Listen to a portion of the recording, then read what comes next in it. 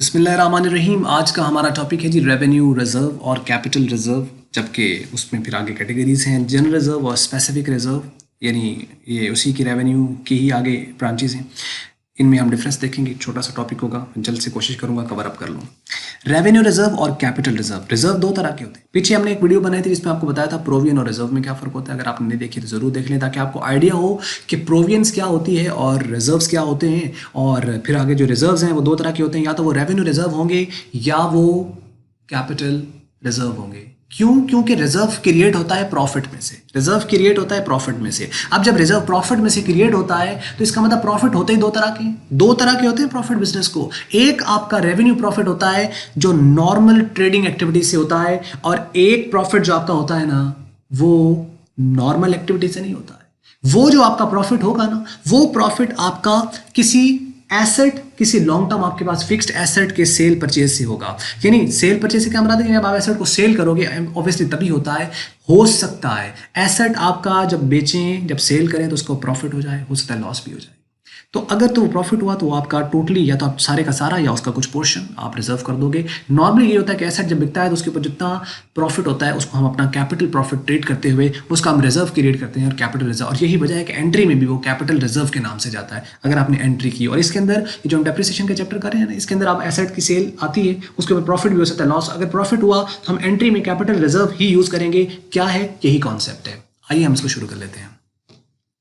Revenue profit, revenue reserve. Revenue reserve is created out of revenue profit. Capital reserve is created out of the capital profit. Revenue reserve revenue profit में से create होता है, जबकि capital जो reserve है वो capital profits में से create होता है। मतलब क्या हुआ इसका? मतलब ये हुआ कि जो revenue जो profit है वो आपका कब आएगा? जब आप नॉर्मल सेल परचेज करते हो ना। जैसे हमने कोई आइटम खरीदा, उसको परचेज किया, फिर उसको सेल किया। अब सेल यानी जो कि डायरेक्ट हमारा मेन सोर्स ऑफ इनकम है, मेन सोर्स ऑफ रेवेन्यू है बिजनेस का, और उसमें से सारे के सारे आप डायरेक्ट एक्सपेंस निकाल दोगे, ग्रॉस प्रॉफिट आ जाएगा। अब ग्रॉस प्रॉफिट, उसमें से कुछ इनडायरेक्ट एक्सपेंसेस जो कि आपके मार्केटिंग के एडमिनिस्ट्रेटिव एक्सपेंस हैं, जब वो लेस हो जाएंगे तो अब आपका नेट प्रॉफिट बिजनेस का आएगा। जब ये नेट प्रॉफिट निकलता है ना, नेट प्रॉफिट बिजनेस के अंदर निकलता है, कितना हमारा प्रॉफिट हुआ, इतना लॉस हुआ, नेट प्रॉफिट। अब इस नेट प्रॉफिट में से अगर कुछ पोर्शन, जितना भी प्रॉफिट आया, इसमें से हम कहते हैं कि कुछ पोर्शन हम सेट असाइड कर लेते हैं फ्यूचर में अननोन लॉस या लायबिलिटी को मीट करने के लिए, तो वो वाला आपका रिजर्व ही कहलाएगा। लेकिन चूंकि आप इसको रेवेन्यू प्रॉफिट्स में से कर रहे हो तो ये आपका रेवेन्यू रिजर्व कहलाएगा। यानी ऐसा रिजर्व जो कि आप अपने नेट प्रॉफिट में से, जो कि trading profit and loss account से आ रहा है, उससे आप क्रिएट करोगे, वो आपका रेवेन्यू प्रॉफिट्स कहलाएगा, रेवेन्यू रिजर्व कहलाएगा, क्योंकि वो रेवेन्यू प्रॉफिट्स में से आ रहा है। जबकि कैपिटल रिजर्व क्या होता है? ये कैपिटल प्रॉफिट्स में से जनरेट किया जाता है। कैपिटल जो रिजर्व है ये कैपिटल प्रॉफिट्स में से लिया जाता है। क्या मतलब हुआ इसका? इसका मतलब ये हुआ कि कैपिटल प्रॉफिट्स को समझ आना चाहिए। अगर तो वो समझ आ गया तो बात क्लियर हो जाएगी।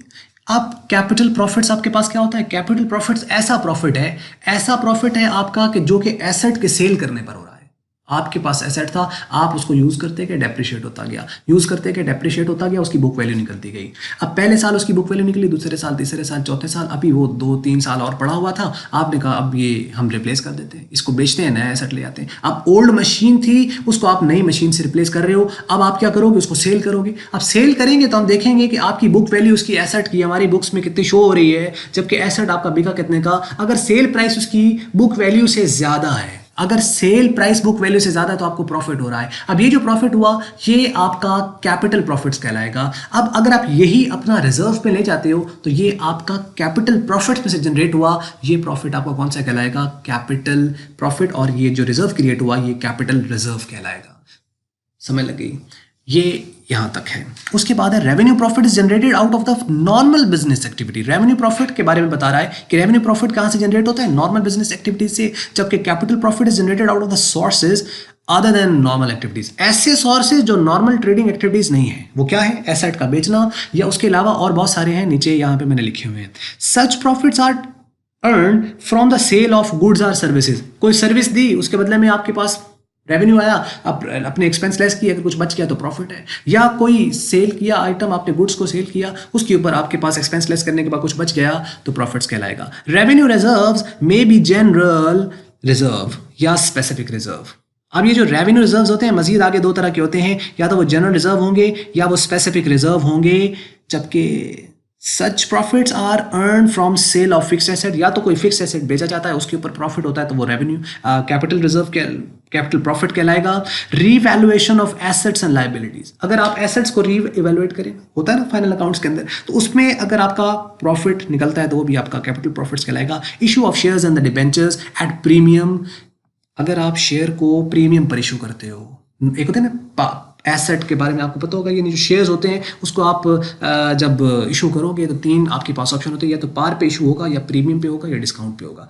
Issue at premium, issue at par, at premium, par, premium और discount, par, premium and discount. अगर तो प्रीमियम पर कंपनी इशू करती है, इसका अंदर पार वैल्यू से 100 रुपये उसकी पार वैल्यू है, आप इसको 110 का इशू कर रहे हो, तो ऊपर के 10 रुपये है ना, ये आपका प्रॉफिट्स तो है, लेकिन कौन सा है, प्रीमियम की वजह से, और ये वाला प्रॉफिट्स आपका कौन सा कहलाएगा, कैपिटल प्रॉफिट। इसमें से आप अपना रिजर्व क्रिएट कर सकते हो। इसी तरीके से रिडम्पशन ऑफ डिबेंचर, अगर आप डिस्काउंट पे करो, रिडम्पशन होता है ना कि डिबेंचर आपने इशू किए, अब आप वो रिडीम हो रहा है, जब रिडीम हो रहा है अगर आप उसको डिस्काउंट पे रिडीम कर रहे हो, रिडम्पशन हो रही है उसकी। अब ये चैप्टर्स रिडम्पशन को पूरा एक इसकी एक कहानी है जो कि हम चौथे चैप्टर में इंशाल्लाह है ना कंपनी का, उसके अंदर हम इसको डिटेल में इंशाल्लाह डिस्कस करेंगे।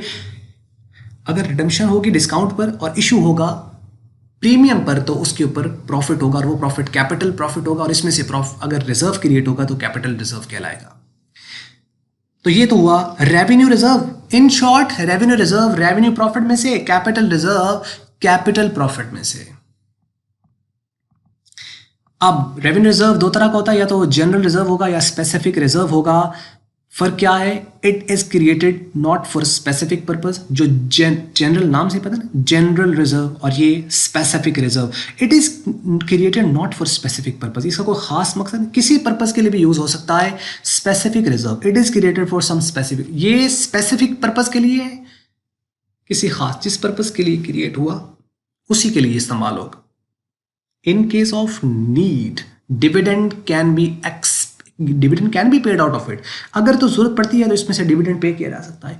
जबकि स्पेसिफिक जो रिजर्व होता है, dividend can not be paid out of it, इसमें से डिविडेंड को आप पे नहीं कर सकते, इसमें से डिविडेंड को पे नहीं कर सकते। अगर ये डिविडेंड के लिए नहीं है तो आप नहीं पे कर सकते, अगर डिविडेंड के लिए है तो पे होगा। मतलब जिस पर्पज के लिए है, स्पेसिफिक नाम से जाहिर, जनरल स्पेसिफिक, जनरल किसी पर्पज के लिए इस्तेमाल हो सकता है, डिविडेंड पे करना है वो भी हो जाएगा। लेकिन अगर आपने ये जो है ये किया है ना, तो आपने इसका कोई खास मकसद रखा होगा, that's why it's called specific. अब इन शॉर्ट हम बात करें पूरे टॉपिक को, तो असल में एक होती है प्रोवियन, एक होते हैं रिजर्व। प्रोवियन रिजर्व में ये फर्क होता है कि जो प्रोवियन आपके पास होती है ना, वो आपका लॉस हो या प्रॉफिट हो, प्रोवियन क्रिएट करनी है। लेकिन जो रिजर्व होगा वो जब सिर्फ प्रॉफिट्स होंगे बिजनेस को, एडिक्वेट प्रॉफिट्स, उस वक्त वो क्रिएट होगा। रिजर्व दो तरह के होंगे, या तो रेवेन्यू रिजर्व होंगे या कैपिटल रिजर्व होंगे। रेवेन्यू रिजर्व रेवेन्यू में प्रॉफिट्स में से क्रिएट किए जाते हैं, जबकि कैपिटल रिजर्व कैपिटल प्रॉफिट्स में से क्रिएट किए जाते हैं। रेवेन्यू जो रिजर्व हैं वो दो तरह के होते हैं, एक होता है जनरल और एक होता है स्पेसिफिक। जो जनरल होगा वो किसी पर्पज के लिए भी इस्तेमाल हो सकता है in future, unexpected loss liability या अननोन लॉस लाइबिलिटी, जबकि स्पेसिफिक किसी स्पेसिफिक पर्पस के लिए होते हैं। और यही हम ये कह देते हैं कि जो आपका एक होता है ना सीक्रेट रिजर्व भी होता है, अगर उसके बारे में आपको पता है तो ज़रूर कमेंट्स में लिखिएगा, नहीं पता तो फिर बताइएगा, हम उसके ऊपर जरूर वीडियो आप बना के। बड़ा अहम रिजर्व है सीक्रेट रिजर्व, जो शो ही नहीं होता है और फिर भी क्रिएट हुआ है। क्यों कहते हैं इसको सीक्रेट रिजर्व? एक कंटिजेंसी रिजर्व होते हैं, मुख्तलिफ किस्म की और बहुत सारी फॉर्म्स हैं, जो ज़्यादा डिटेल में जाया जाए तो मेरा ख्याल में बहुत ज़्यादा हो जाएगा, लेकिन स्पेसिफिक इन्फॉर्मेशन देनी मकसद है यहाँ पर। एनी हाउ, ये आज का टॉपिक था, उम्मीद करते हैं आपको समझ लगा होगा, अच्छा लगा होगा। अगर अच्छा लगा तो उसको आप लाइक कर दें, और अगर अच्छा नहीं लगा तो ज़रूर इसको करें डिसलाइक। और वीडियो देखने का आपका बहुत बहुत शुक्रिया।